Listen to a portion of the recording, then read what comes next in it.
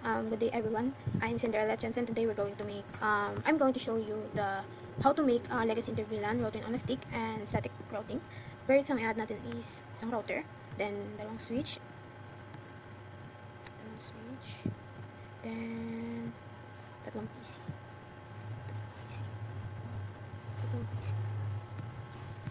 Then para mapag-connect natin is ang PC to switch is gagamitin natin ay straight through sa Ethernet 1. Oh. So, yan. Tapos, dito. Sa Ethernet. Oh. Sa Ethernet. Then, sa switch to switch naman is gagamitin natin ay crossover. Kasi, tapos, router to switch naman is ito. Ang gagamitin natin ay straight through. Dito natin naman. Sa Ethernet. Then, isa pa. Ethernet. Ayan.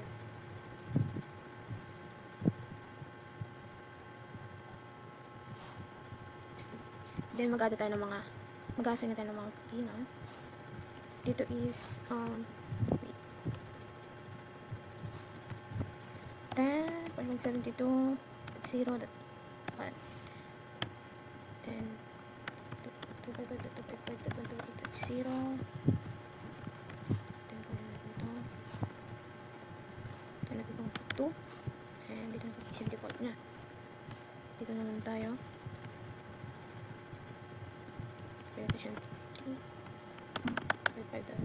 255.255.258.0 tapos dito natin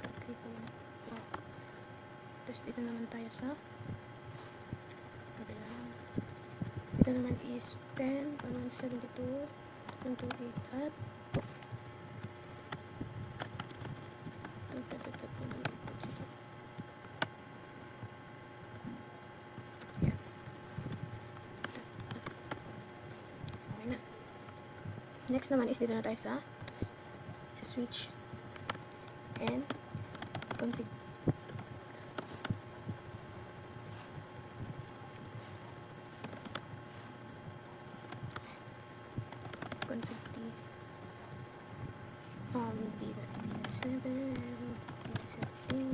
Exit natin, then 0 on access tinod ko 7 shutdown, exit, then F0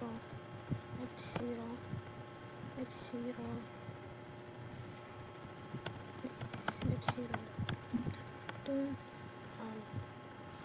7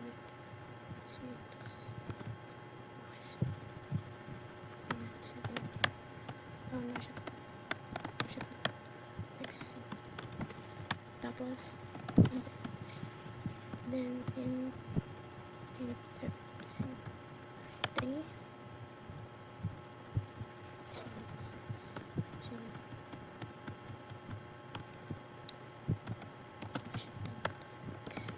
tapos in 4 17 exit. Then dito naman tayo sa router, i-off muna natin to, then drag natin dito kahit saan siya dyan ilagay, then i-on, oops, okay, then CLI, then dito naman tayo and config G00 IP add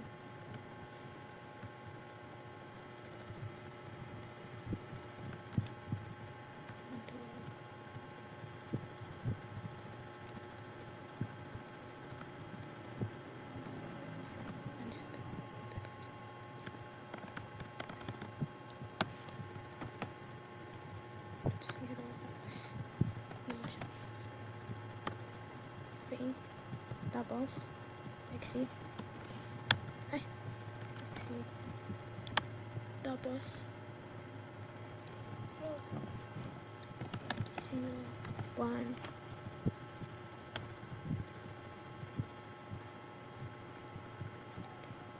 Ay,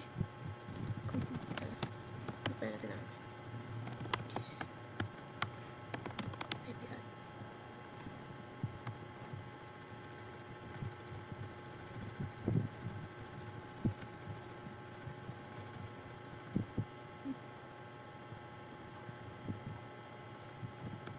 Ano sabi ko sa 2, kasi ito ano to? Please, 2, 255, 255, 128, 128, 128, tapos, dot, 0. No shutdown.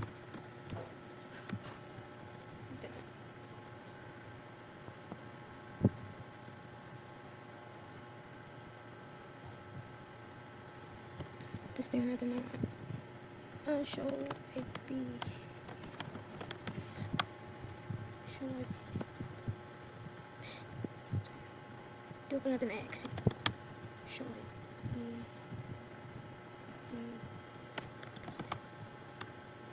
Tapos show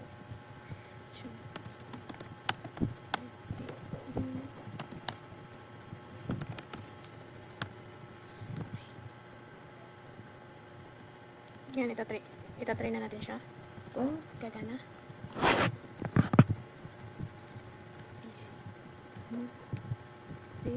Second try, successful. Then dito naman tayo sa kabila. Pin ulit. Para makapag-send tayo ng sa lahat ng PC, kailangan natin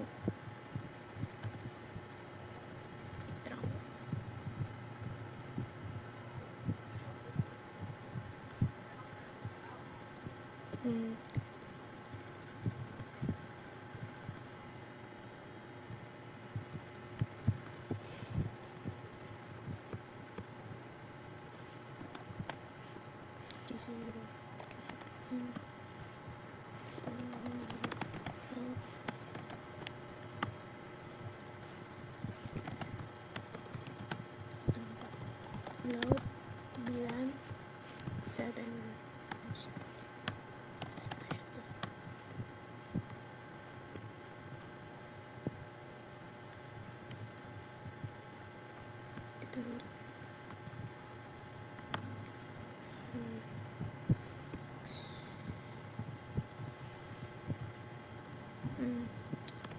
And tapos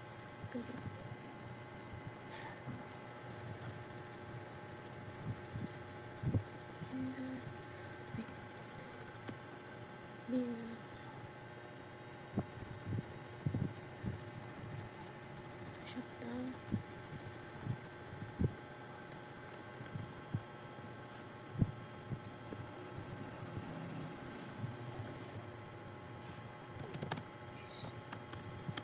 Tapos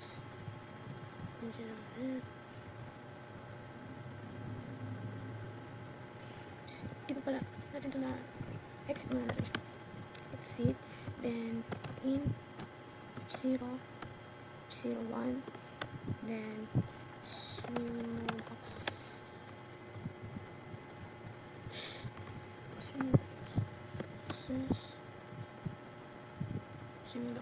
then swing access P7. Yan, nag-autocorrect na yung bilang 7, so shut down, then exit bilang 7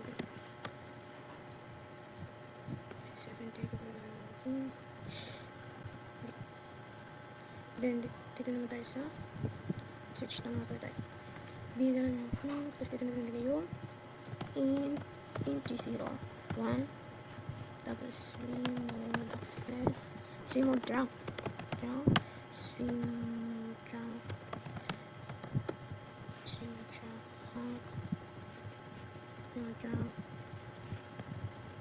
Sino dyan?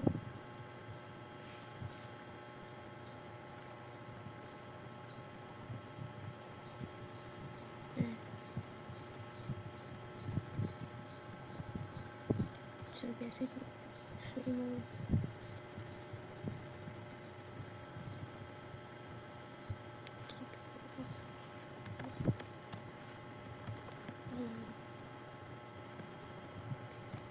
P9 70.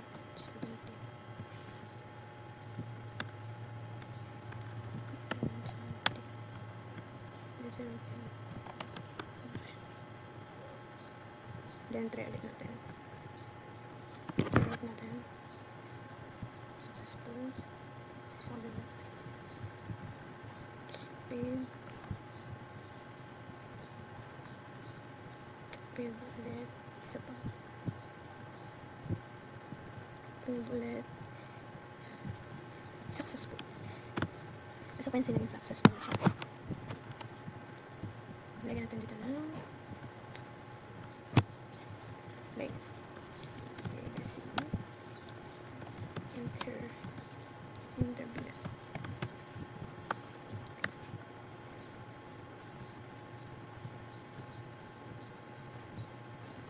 Okay, sa router on a stick naman tayo. Mag-add tayo ulit ng router. Then switch. Then PC.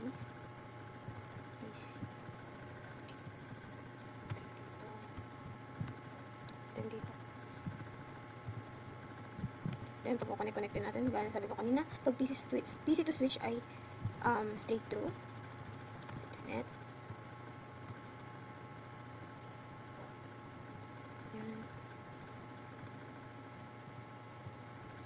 Yan, then switch to switch ay ito.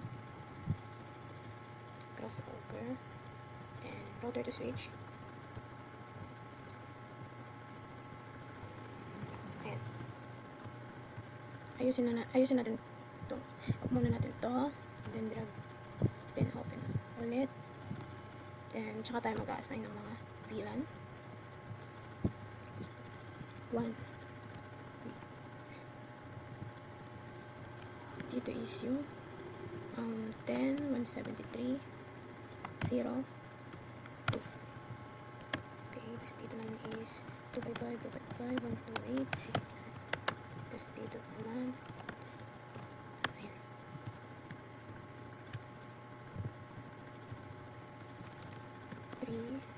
Tapos ito, 255, 128, 0.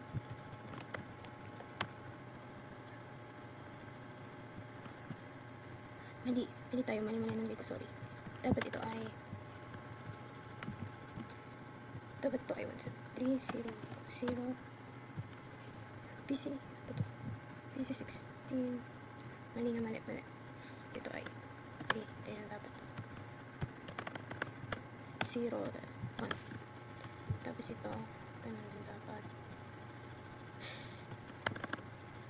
0, hanggang dito na. Dito naman ang dapat ay 10, 173, 128. Yan, dito dapat yun. Tapos copy natin, enter, lagyan natin dito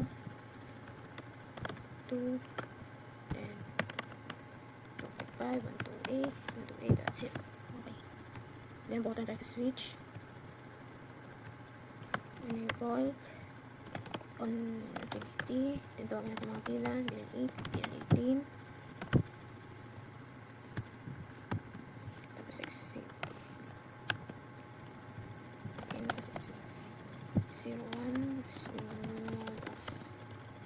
access, tapos bilan 8,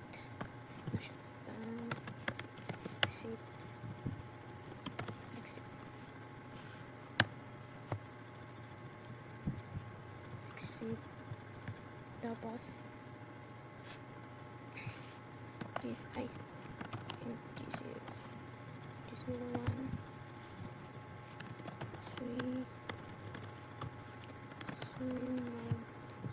swim, tapos is trangkalog, 18, then na-shutdown, exit, then sa kabila naman 0, ganun,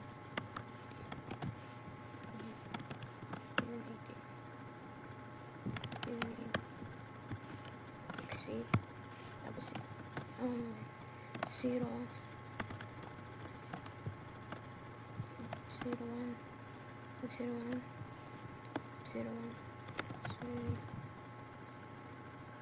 01, 01, tapos 3 access, PNA, NG0, I mean, tapos NG0, NG01, mag out, trunk, tapos sweep, trunk, allowed, 818, tapos wala ko ng bilan, 18, na-shutdown, tapos exit, F0, F02, swim, mag-up, tapos swing, access, bilan, 18, na-shutdown, NGs, F03,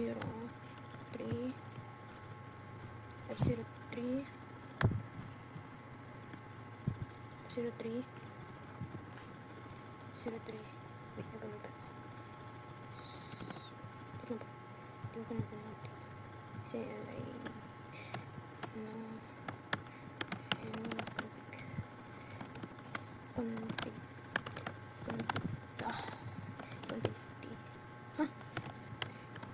config T, tapos G0, 0, G0, 0.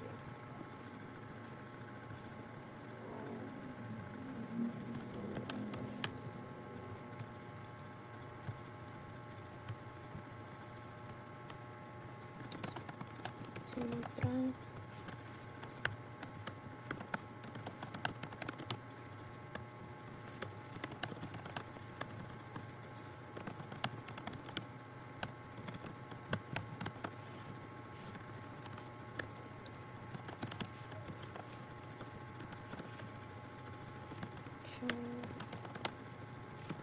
so tingnan natin kung gagana.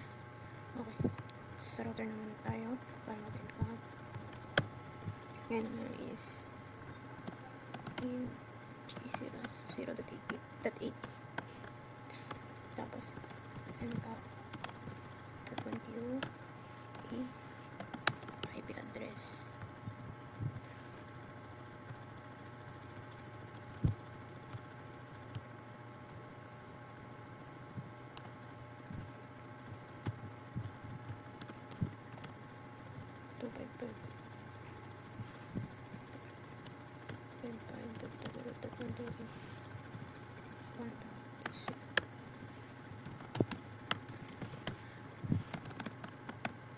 naman, tapos encode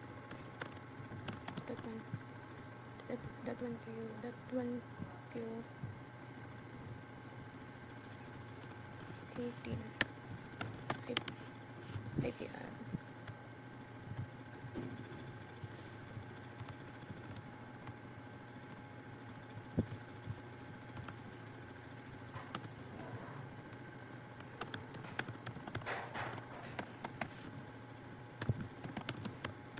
exit, then spread again, show, and ngayon, tatry na natin kung nagana siya, kung makapag-send siya. So, successful. Then, tignan. Then,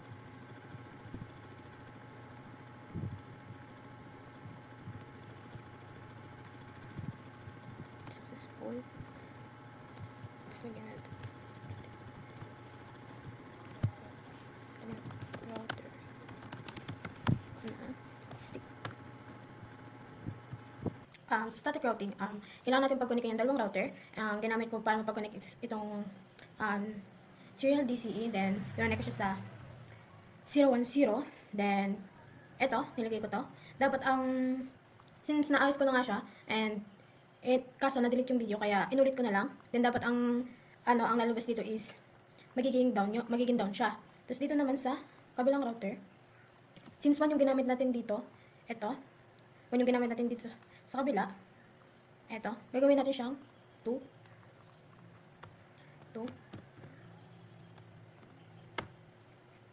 then, shutdown. Tapos, after nyan, dapat ang lalabas dyan is, magiging up na siya.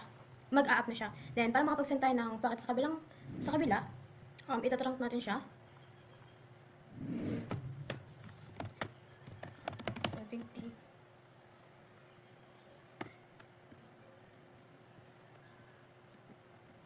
Ay, nasa-switch pala. Mali. Dapat dito tayo. Exit muna natin ito. Anyway, mali pala sinabi ko kanina. Ang nasabi ko is strong. Ang gagawin natin is i-IP route natin. 0, 1, 0. Then, IP route. IP dito. Kunin natin dito.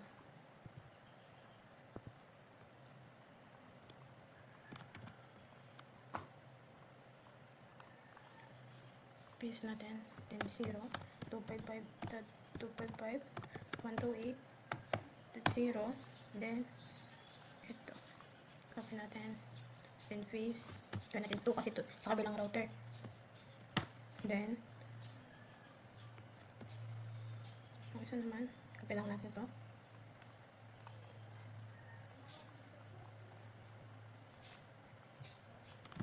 Copy natin. IP route, then paste. Gawin natin 0. Ay, mali. Dito pala dapat. Dito. Eto.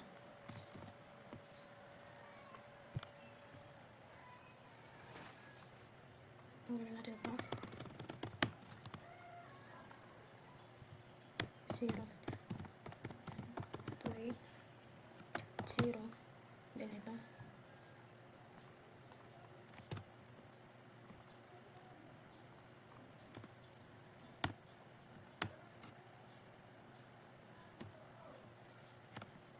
Sa kabila naman.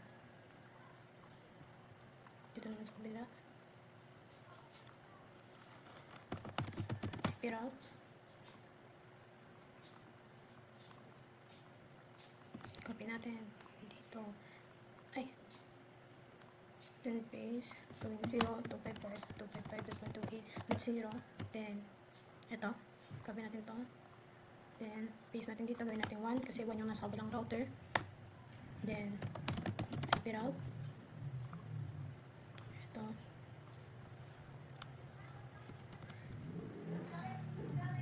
Ito. IP route. Paste. 0. Then, 255.255.128.0. Then, ito. Copy natin. Ito. Then, paste.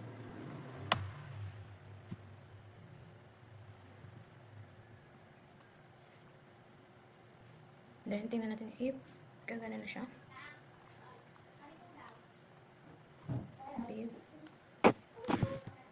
Sabi natin successful. So, nagana na siya.